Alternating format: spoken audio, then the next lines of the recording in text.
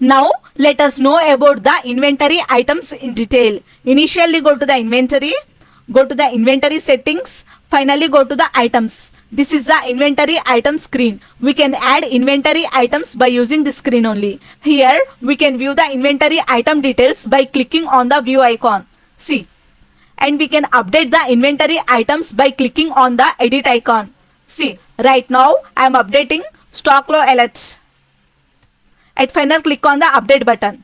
See, we had successfully updated the data. Here we can search the inventory items in this search area.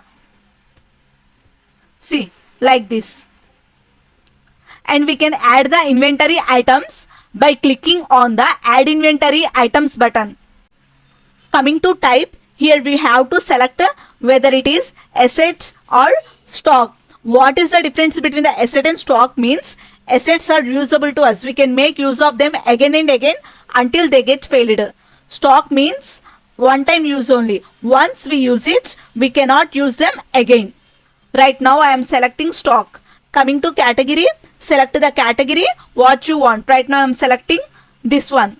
Coming to name, enter the name of the inventory items.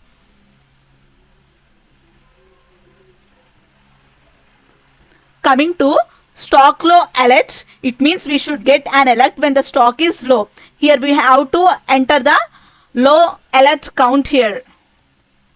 Coming to measure, here we have to select the measure type, whether it is count or liter or kg or meters. Right now I am selecting count. Coming to sale price, enter the sale price of the item. Coming to depreciation, it means gradual reduction of the item overall its useful life. Right now I am selecting 25%. If you want to reset the data, click on the reset button, or if you want to continue with the same data, click on the submit button. See, we had successfully added the inventory item. This is the process how we add the inventory item.